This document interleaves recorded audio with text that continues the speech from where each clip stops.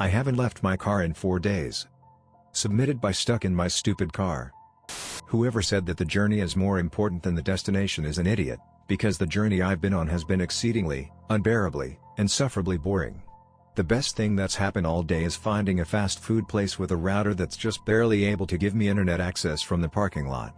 My best guess is that it's somewhere around 3 in the morning, so I'm fortunately free from stares or accusations of loitering, not that it would really matter if I did. No one can help me, anyway. Like all of the best stories, mine starts in an extremely mundane way. 4 days ago, I got a phone call from my mother informing me that my grandfather had lost his battle with cancer, and that I should return home from college to attend a memorial ceremony the following week. Sad, yeah, but it wasn't exactly an unexpected call. Grandpa has been terminal for almost a year now, and once the tumors metastasized to his brain, we all knew it was just a matter of time before we would have to say goodbye. I thanked my mom for the information and packed up my things, lighting a black candle on my altar and silently praying that the gods protect my grandfather's soul as it traveled to the afterlife. Grandpa may have been a devout Christian, but he'd never minded my pagan rituals, and I'm sure he would have appreciated the thought. Probably. It wasn't long before I was on the road, singing along loudly to my playlists and wishing that the time would pass faster. Call me insensitive, but I've never been the type to fear death or even waste my time mourning those who have died. Wherever Grandpa is, it's sure as hell better than the mortal realm, a place where his body deteriorated into a useless vessel for a tumor-ridden brain. I knew what my job would be at this memorial service. I'd be the one comforting my mother and widowed grandmother, and I was content with that. Everyone has their place in the world. I was almost in Maryland when my shrill singing started to fade, my eyes dipping toward the clock more and more often. My gut twisted uncomfortably, though I couldn't pinpoint why, narrowing my eyes at the dim digital numbers. 1:28. How long had it been 1:28? The sun was sinking toward the horizon, casting a hazy orange glow across the black seats of my car, a color most unbefitting of the early afternoon. Frowning, I picked up my phone and peered at the clock. 1:28. And, of course, no service. I'd left at noon. How could I be in Maryland in such a short time? I rapped my knuckles against the dashboard in some feeble hope that I'd fix the broken clock, but nothing happened. Damn it, I said aloud to no one, lowering my volume and putting on my hazard lights as I shifted the car into neutral and drifted toward the shoulder. Looking back, I'm aware that my thought process was flawed. My trusty old Honda Civic isn't what it used to be, and the clock could have easily fizzled out at some point on my drive. By some weird coincidence, surely my phone had lost service at that exact moment and failed to find a viable cell tower. And maybe the fuel tank pressure sensor had gone bad as well. There was no way I could have driven from New York to Maryland on a quarter tank of gas. Not in this old piece of shit car. I exhaled sharply as the car drifted to a halt, trying to convince myself that something must be wrong with the engine. Good thing you pulled over now instead of later, I told myself, unsure if I even believed it. I pulled the parking brake and grabbed the door handle, then nearly slammed my head into the window as I tried to exit through a closed door. For fuck's sake, I snapped aloud, mashing the unlock button and watching as the locks clicked rhythmically into the proper position over and over. But regardless of my repetitions, the door refused to yield, stuck fastly in place. "Come on!" I yelled, throwing my entire weight against the door, my mind muddling with a mixture of panic and anger. Stupid piece of shit. I swore and clambered into the passenger side door, my knuckles wide as I jerked aggressively at the handle. No dice. I bit my lip and hurled myself into the back seat, trying both of the doors to no avail. "What the fuck?" I shouted, laying in the back seat and slamming my heels into the door, confused tears stinging behind my eyes. "Let me out."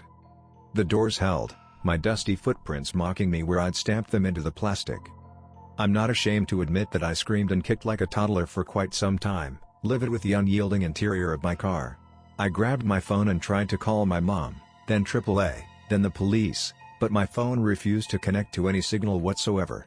It simply blinked its no connection warning at me, taunting me no matter how many times I restarted it or threw it on the floor. I must have been throwing a tantrum for 10 solid minutes, though it was hard to tell. Apparently, it was still 1:28.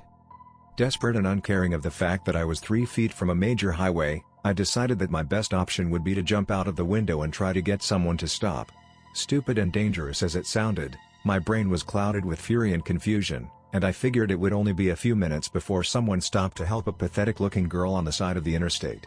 Muttering curses to myself, I clumsily wriggled into the passenger seat and placed a finger on the window power button, lowering the glass a few inches and reaching a hand toward the outside air.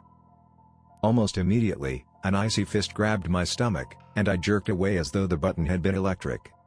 Confused at my own reaction, I stared at the partially opened window, wide-eyed. I'd spent many years telling myself to trust my gut, but I'd never had a reaction like that in my life. Never had I felt such raw warning from deep inside myself, an omen of danger powerful enough to trigger my fight or flight reflex. Why? I murmured to whatever God may have been testing me, drawing upon my years of meditation as I rolled the window back up. Is something wrong?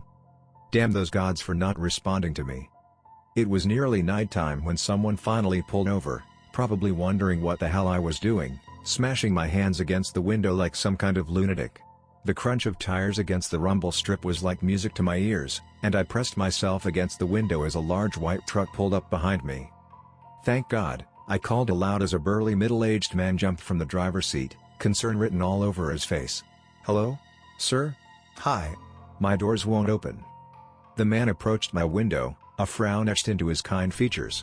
He pointed down a few times in the universal gesture for open your window, stupid lady, and I obliged, instinct pulling my entire body away from the edges of my car. Are you all right, ma'am? The man asked gently, leaning toward me. Are you hurt? No, I said, shaking my head frantically. My car is it's kind of, the doors won't open. And I'm scared to jump out the window, my phone doesn't have service, and I need to, can I use your phone to call my mom? Please. The man frowned, cocking his head. Your doors are stuck? He said, as though he'd only processed half of what I'd said. Yes, I said impatiently. Something's up with my engine, but I can't get out to look. I just want to call my mom, okay?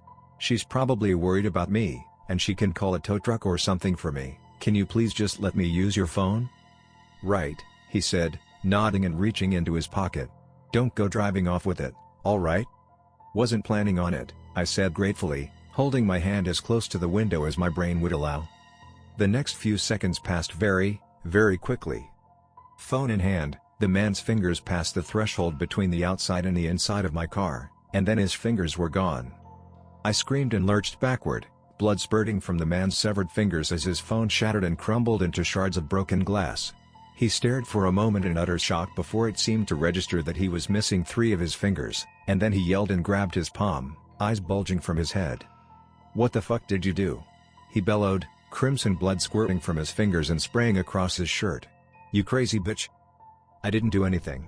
I shrieked, huddling against my center console in a blind panic. I'm sorry. I don't know what happened. Is this how you get your kicks? The man screamed, luring people to the side of the road and lopping their fingers off. And no, I'm calling the cops right now, give me your phone. Now. The man jumped toward me, a snarl on his crimson spattered cheeks, and I screamed as he pitched toward the interior of my car. And then his head was gone. I can't explain what happened. I've thought about it over and over, but I still don't have a clue as to where his head could have gone. One moment, he was whole and angry, and the next, his lifeless, headless body was toppling toward the asphalt, spilling scarlet across the asphalt. His head didn't fall off or roll away, it was simply gone, vanishing the moment it moved inside of my car, knotting into an impossible shape for a mere millisecond before collapsing upon itself entirely. I stared in shock, chest heaving, for quite some time. Cars whizzed by my driver's side door, the heft of my own vehicle blocking the view of the headless corpse from the straying eyes of other drivers. My ears were full of white noise, my thoughts blank with horror as I strained to see the body without nearing the window. It was still 1:28 when the stars came out, and the passing headlights became less and less frequent. My gas tank was still 3/4 full despite sitting motionless for what must have been hours, time passing outside of my car, and sitting stagnantly inside. And it was still 1:28 when I rolled up the window and guided the shifter into first, leaving the decapitated body alone and bleeding on the side of the highway. That was 4 days ago. I haven't attempted to leave my car since then, and my only concept of passing time comes from the rise and fall of the odometer.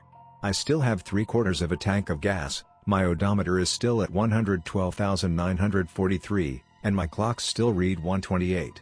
I haven't felt hungry or tired, though I do sleep to simply pass the time, since driving without a destination is, as I said, really boring. I really want to shower even though I don't feel all that dirty or sweaty. All I have is the clothes on my back and the belongings I haphazardly shoved into my duffel bag, consisting mostly of makeup and face wash and a nice black dress. I have no idea if my family is even aware that I'm gone, or if I'm stuck in some kind of personal hell within the confines of a Honda Civic, though I have learned that they have some really neat fast food places in the south. I'm going to keep driving, because what the hell else am I going to do? I'm not risking leaving my car, and I refuse to put anyone else in danger by asking for help. I've exhausted all of my worldly options, and it seems like the only thing I can do is keep driving. I don't even know why I'm posting this. Consider this post somewhere between a cry for help and a request for good podcasts that I can download.